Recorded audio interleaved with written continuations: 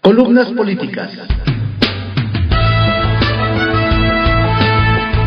Continuamos con la audiosíntesis informativa de Adrián Ojeda Román, correspondiente al lunes 8 de enero de 2024. Demos lectura a algunas columnas políticas que se publican en el portal de cconoticias.info y algunos diarios de circulación nacional. Mensaje político, por Alejandro Lelo de la Rea, que se publica en el diario El Independiente y en el portal CDMX Magazine.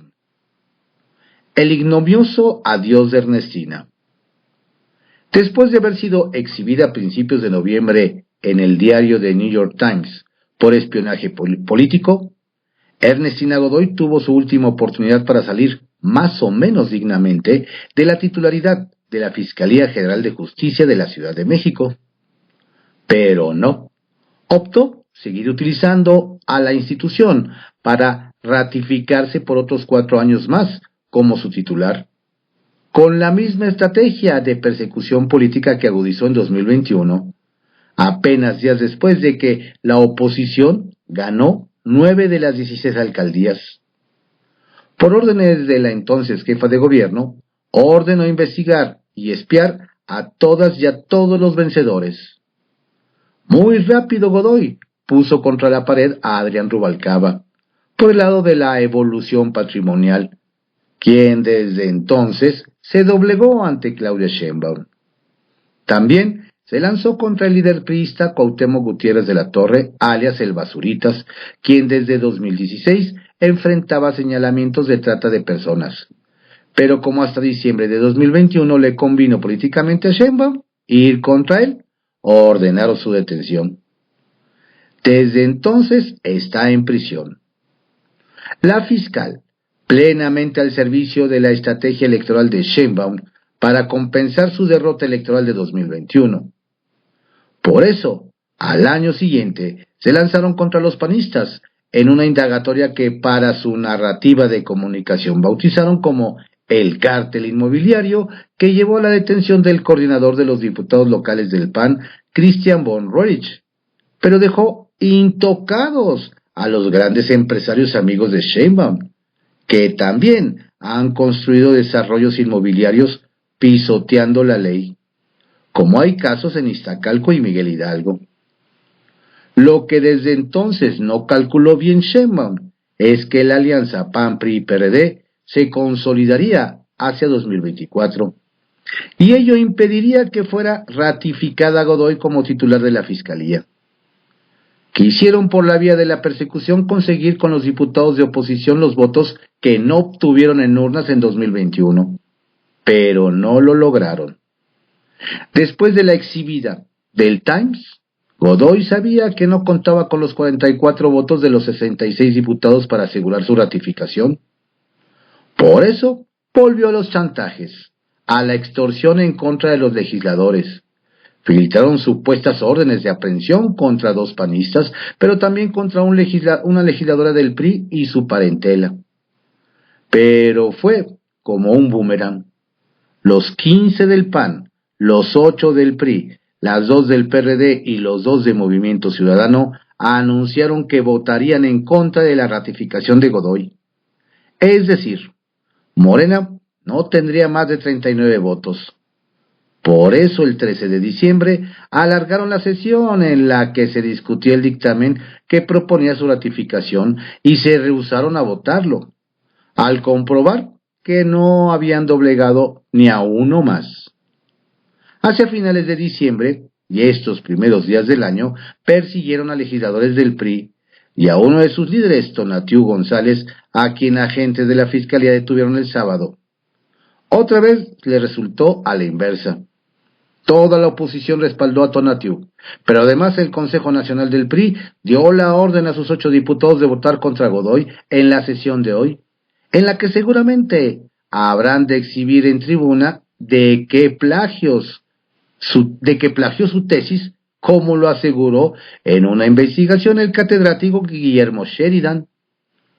Así Godoy será ratificada este lunes y el próximo miércoles ya no será fiscal. Y tristemente para la 4T, habrá salido por la puerta trasera. una gran derrota política hacia las elecciones de junio. Lo veremos. Solo digo lo que veo, por Fernando Moctezuma Ojeda, que se publica en el portal de CCO Noticias. Autoritarismo de poder, peligro para la democracia. En México, la amenaza del autoritarismo se ha vuelto cada vez más palpable en los últimos años, poniendo en riesgo la salud de nuestra joven democracia.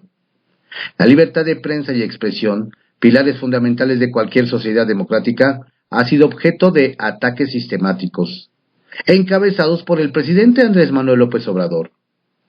Las críticas del presidente hacia los medios de comunicación, en especial contra Grupo Fórmula, reflejan una tendencia preocupante. En lugar de fomentar un ambiente de respeto y colaboración con la prensa, el mandatario ha optado por desacreditar a los medios que no se alinean con su visión, tal como hubiera sucedido en aquella vieja época neoliberal que tanto ha criticado, la Cuarta Transformación, como cuando el exsecretario de Hacienda, Luis Videgaray, metía la mano en distintos medios para correr a periodistas que le resultaban incómodos o incómodas. Esto no solo socava la integridad del periodismo, sino que también debilita los cimientos de la democracia que dependen de una prensa libre y crítica, así como de una ciudadanía plural, participativa e informada. El incidente más reciente, los atentados contra la diputada Guadalupe Barrón del PRI capitalino, deja al descubierto una escalada de violencia política que va más allá de la retórica desafiante. Los hechos claramente relacionados con la ratificación de Ernestina Godoy como fiscal de la Ciudad de México son un claro ejemplo de cómo la política se ha contaminado con la violencia criminal y las amenazas. La Fiscalía General de Justicia de la Ciudad de México ha rechazado las acusaciones de intimidación, pero la situación subraya la fragilidad de las instituciones ante la polarización política. La violencia no puede ser tolerada bajo ninguna circunstancia en un sistema democrático, y es responsabilidad de las autoridades garantizar la seguridad de los representantes electos y de la ciudadanía en general, independientemente de partido, de filias y fobias. No es la primera vez que lo digo. La participación ciudadana se erige como un antídoto crucial contra el avance del autoritarismo. En las elecciones de 2024, las y los mexicanos tienen la oportunidad de hacer oír su voz y a elegir a representantes comprometidos con la protección de los derechos fundamentales. La democracia no puede ser un espectador pasivo. Requiere de ciudadanas y ciudadanos informados y activos que ejerzan su derecho al voto y de manera libre y secreta, su derecho a la información y su derecho a la libertad de expresión. Es imperativo que la sociedad civil exija el respeto a la libertad de prensa y expresión. La crítica constructiva es esencial para el fortalecimiento de la democracia y los líderes políticos, tanto de Morena como de la oposición, deben estar dispuestos a escucharla. La construcción de un México mejor depende de la colaboración y el diálogo, no de la confrontación y de la descalificación. La responsabilidad recae no solo en el presidente y su administración, sino en todas y todos los actores políticos. Tanto el oficialismo como la oposición deben dejar de lado sus diferencias ideológicas para trabajar en la construcción de una nación más fuerte y justa. Nuestra democracia no es perfecta, pero existe, y su fortaleza radica en la capacidad de la sociedad para corregir los errores y avanzar, como lo dije el año pasado, hacia un futuro más prometedor. En conclusión, México enfrenta un desafío significativo en la forma de un autoritarismo que amenaza con socavar las bases de nuestra democracia. La participación ciudadana, la defensa de la libertad de prensa y expresión y el rechazo a la violencia política son las herramientas esenciales para revertir esta tendencia.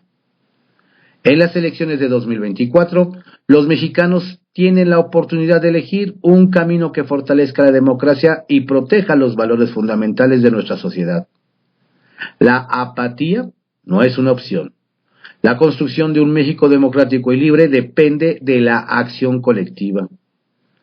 No se trata de personificar las culpas y achacar todos los males al presidente López Obrador, sino de darnos cuenta de que todas y todos, incluyendo a la oposición, la sociedad, los medios y hasta la academia, tenemos cierto porcentaje de responsabilidad en todo lo que hoy aqueja a nuestra nación.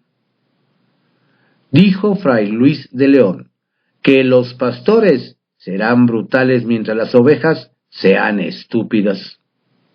Yo solo digo lo que veo. Juego de cartas. ¡Sorpresas!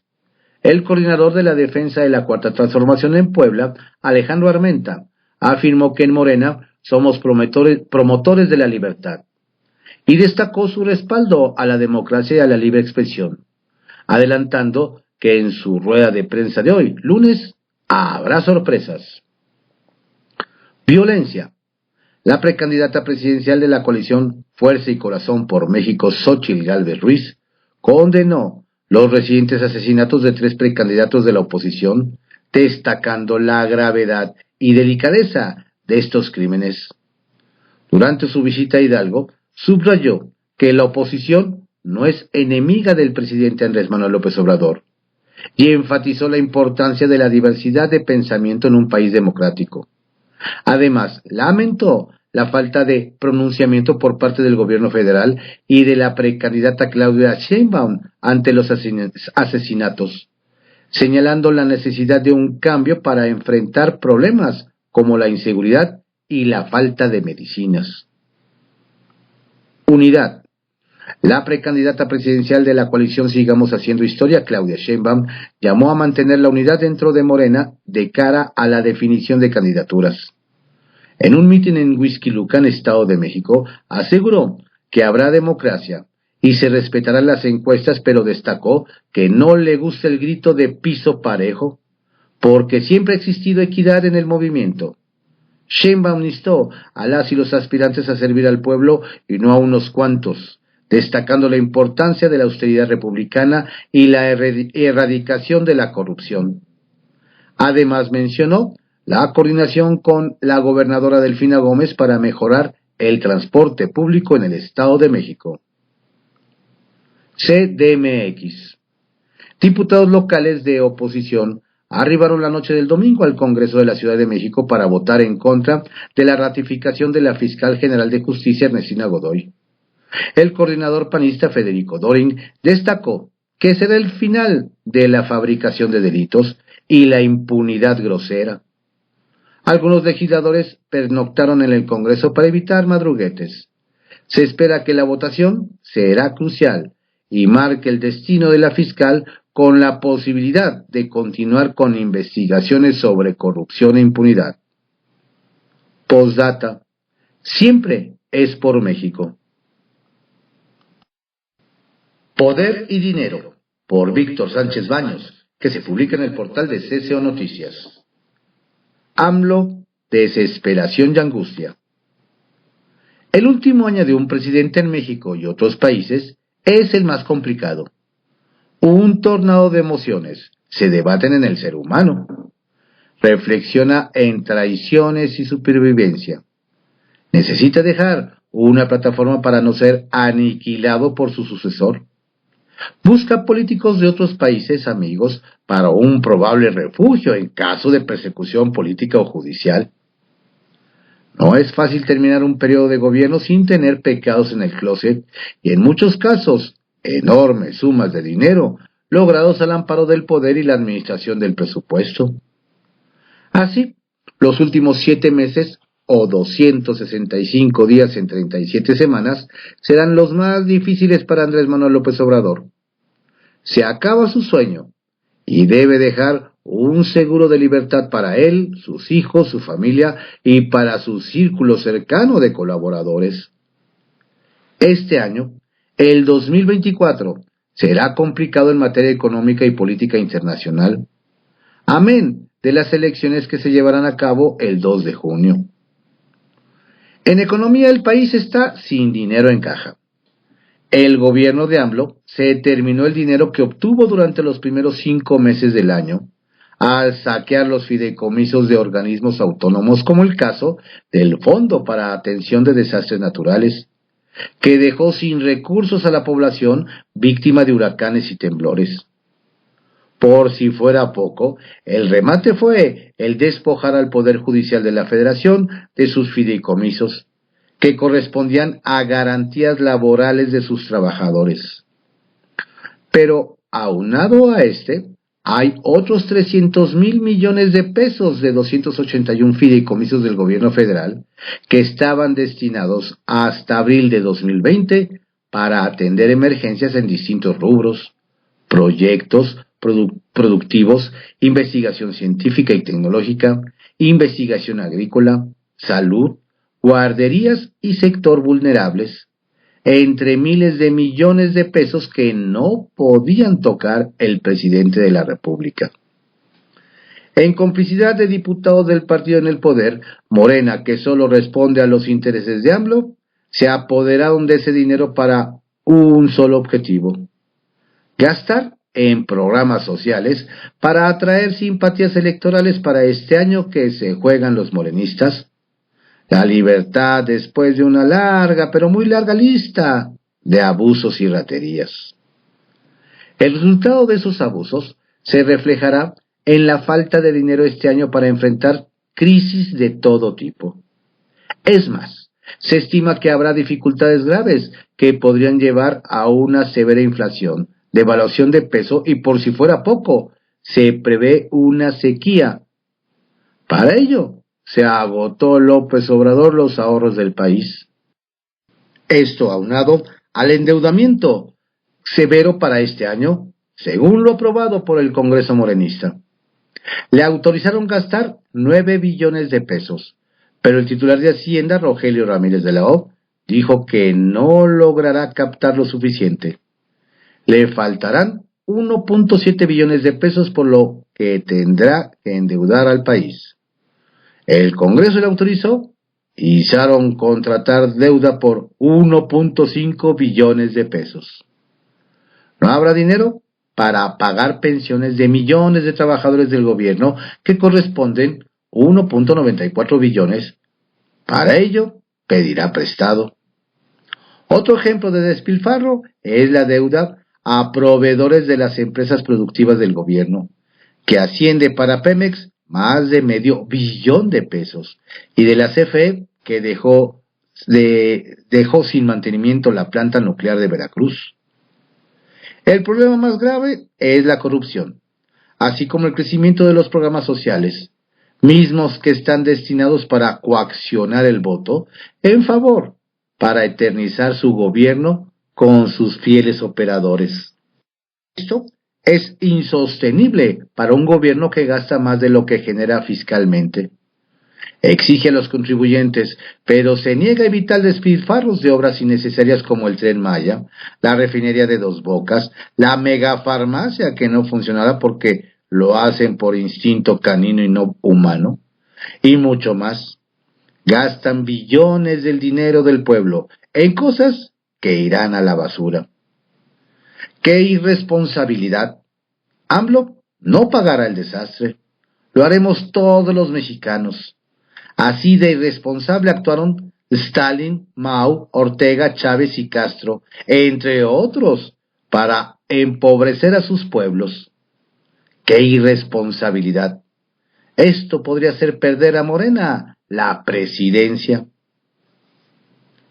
Poderosos caballeros.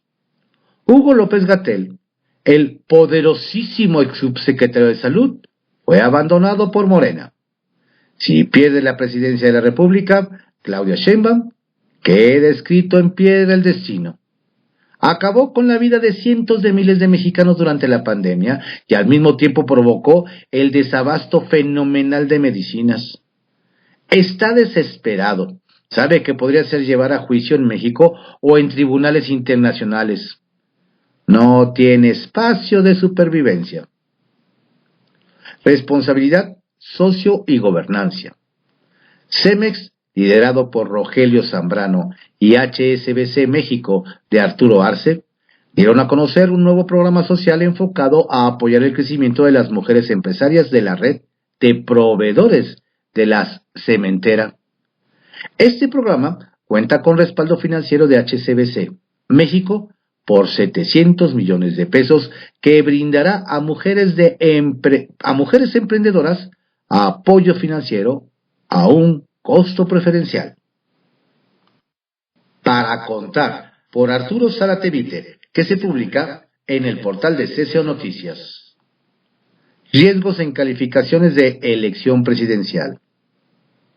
A la Sala Superior del Tribunal Electoral del Poder Judicial de la Federación, por ley, le corresponde calificar la elección presidencial y declarar presidente electo al candidato o candidata que obtenga más votos. Primero, deberá desahogar todas las impugnaciones en relación con el proceso, como ha sucedido en otros casos. Si la diferencia entre el primero y el segundo lugar es abismal, el trabajo de los integrantes de la Sala Superior no tendrá ninguna complicación, casi de trámite. Será distinto si el resultado es cerrado como ocurrió en la elección de 2006. Menos de un punto porcentual. Entonces el camino para llegar a la calificación podría ser tortuoso, escenario remoto.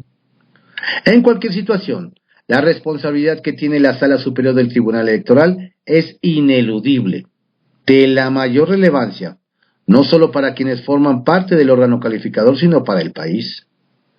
De ellos depende la última fase de la valoración de la competencia presidencial. Así que sería imperdonable que los pleitos internos se desatienda o se descuide lo que debe ser más importante para los magistrados y magistradas. Hay ya demasiados focos rojos encendidos, sobre todo relacionados con la violencia e inseguridad, como para que todavía se tenga que exponer la estabilidad del país por diferencias personales.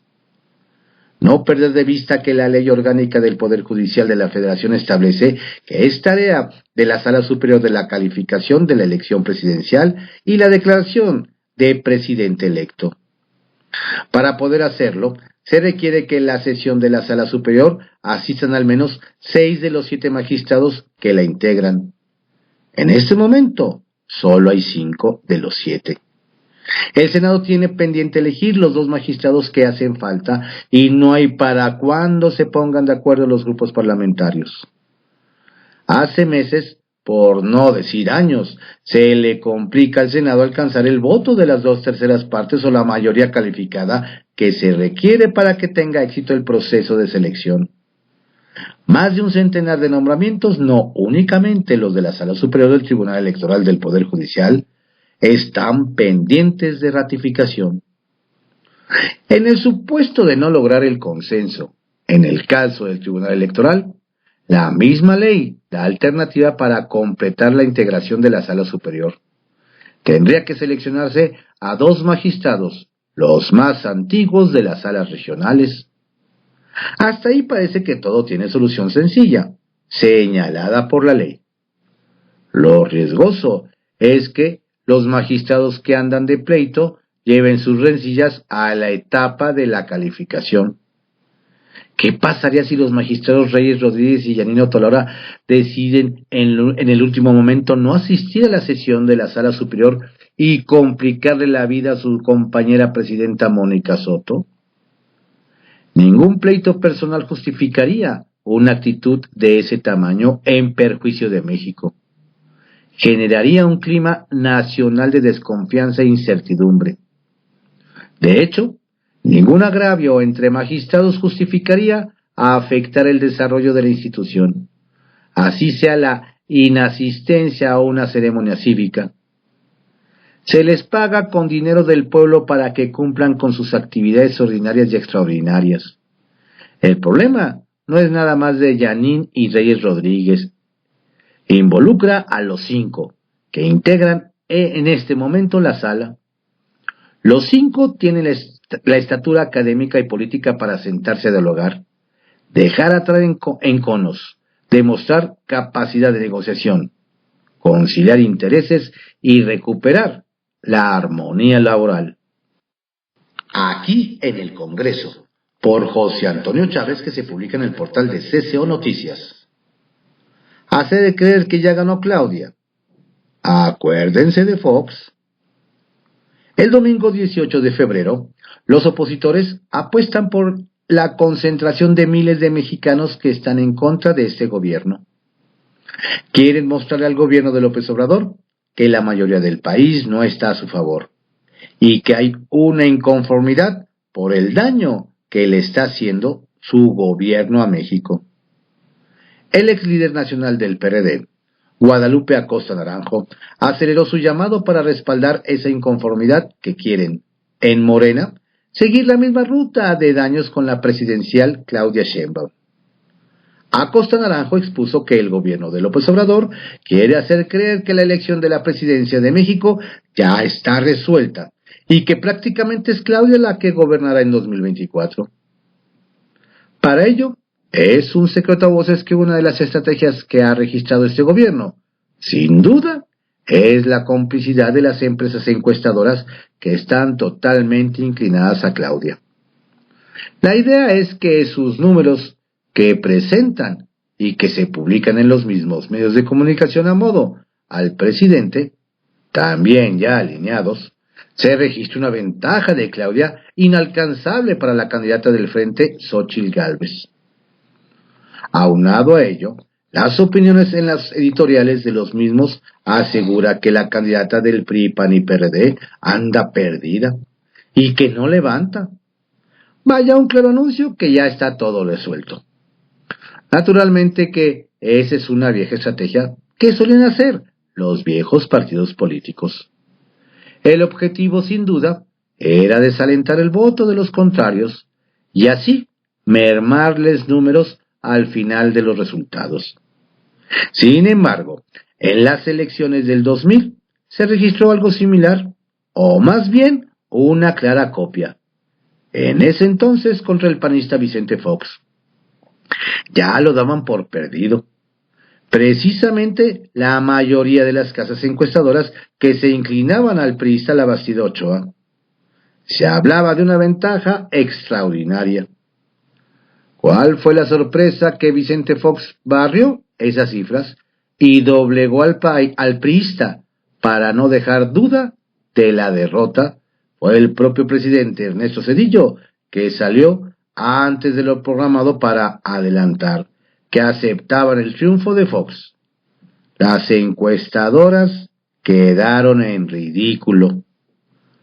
Por eso, los líderes opositores Alejandro Moreno, Alito, Marco Cortés y Jesús Zambrano reforzarán la difusión de las mentiras de Morena, que es una falsedad, que esté resuelto y su llamado será a la sociedad, para sacar a este gobierno que calificaron de corrupto, mentiroso e ineficiente. Para Acosta Naranjo, ellos, los morenos, no tendrán la votación que lograron en 2018 con López Obrador como candidato, que ahora tienen una candidata muy pero muy limitada, sin simpatías, sin apoyo y sin respaldo, más que el del poder público y de los grandes medios de comunicación que quieren hacer creer que ella ya ganó. Alito sabe que pueden darle la pelea para arrebatarle no solo la presidencia de México, sino el Congreso de la Unión, que, a decir de las preferencias que se inclinan para el frente con 6 de las 9 gobernaturas, entre ellas la Ciudad de México. Por eso, el llamado que repetirán una y otra vez a la sociedad que no está nada a favor de este gobierno, para que salga y demuestre con su voto esta inconformidad de tener un país tan destrozado por una inseguridad alarmante y los casos de corrupción al tope. Entonces, los opositores tendrán que trabajar contracorriente para revertir esa frase presidencial a través de las encuestas y los grandes medios de comunicación a modo que la elección del 2024 está resuelta. Suprema Corte de Justicia de la Nación, fortalecer autonomía, fuera colores. Para la presidenta de la Cámara de Diputados, Marcela Guerra, confió que la resolución de la Suprema Corte seguirán apegadas a la Constitución, obviamente en una clara alusión por la llegada de la morenista como nueva ministra Lenia Batres, que fue aprobada por el presidente López Obrador ante la negativa del Senado que preside Ana Lilia Rivera, y que al contrario, hoy más que nunca, la Corte deberá fortalecer su autonomía y funcionamiento como una de las instituciones del Estado mexicano. Vaya, fuera colores partidistas. Pregunta sin ofensa, por Karina Aguilar, que se publica en el diario 24 Horas. México, el país con más de 10,000 menores asesinados desde el 2020. Mientras el presidente Andrés Manuel López Obrador sigue inaugurando obras a medias, como el Tren Maya, la aerolínea mexicana y una megafarmacia que no es otra cosa más que un almacén, en México asesinan a 8 menores al día.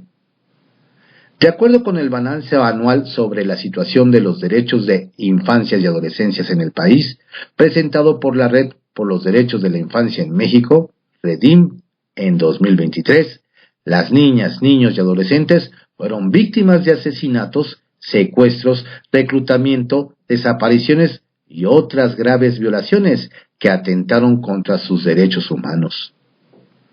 El dato que más debe alterar a las autoridades es el de los asesinatos contra menores de 0 a 17 años, que de 2020 a 2023 han sido 10,776. En 2020 se reportaron 2,180. En 2021 fueron 2,240. En 2022 se registró un aumento hasta alcanzar 3,446. Y en 2023, 2,910. No que con los niños no. Y por si las muertes de estos menores no fueran suficientes, REDIM, una red integrada por 80 organizaciones civiles, también informó que desde que se tienen registro, 98,980 personas de 0 a 17 años de edad han sido reportadas como desaparecidas, no localizadas o posteriormente localizadas en México. De ellas, 17,000 siguen sin ser localizadas y 891 fueron localizados sin vida. Estas cifras solo revelan el fracaso total de la estrategia de seguridad instrumentada por este gobierno. Esta de dar abrazos a los delincuentes mientras ellos llenan de balazos el territorio nacional, atentando incluso contra los menores de edad. En los últimos 10 meses del gobierno del presidente López Obrador, no se perfila cambio alguno en la estrategia de seguridad. Por el contrario, quienes están incrementando su nivel letal aprovechando el uso de las tecnologías son los delincuentes, quienes este fin de semana perpetraron un ataque con bombas lanzadas con drones. Lo lamentable es que desde la Cuarta Transformación sigan defendiendo una política que no ha dado resultados y que mantiene a México como el país con mayor número de ciudades violentas. De acuerdo con datos del Consejo Ciudadano para la Seguridad Pública y la Justicia AC, de las 50 ciudades más violentas del planeta, México concentra 18, con la tasa más alta de homicidios. En tanto, en el proyecto de datos sobre eventos y ubicación de conflictos armados, México está en la lista de los 10 países extremadamente violentos. Datos que dejan en ridículo la política pública del gobierno de López Obrador en materia de seguridad. Por ello, será interesante analizar el proyecto que la precandidata de Morena, Claudia Sheinbaum, vaya a proponer en su campaña rumbo a la presidencia de la República. Aunque ella ha jurado que será una continuidad del gobierno actual, lo que no deja muchas esperanzas para construir un México en paz. Y en pregunta sin ofensa, ¿logrará la oposición en la Ciudad de México evitar la ratificación de Ernestina Godoy como fiscal? ¿O cederán ante sus amenazas y detenciones?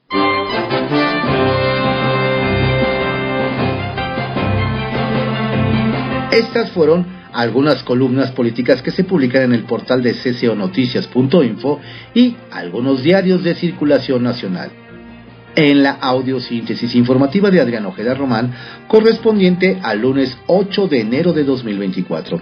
Tenga usted un estupendo inicio de semana y también una fructífera, saludable y próspera semana, la segunda del año 2024. Saludos cordiales de su servidor, Adrián Ojeda Castilla.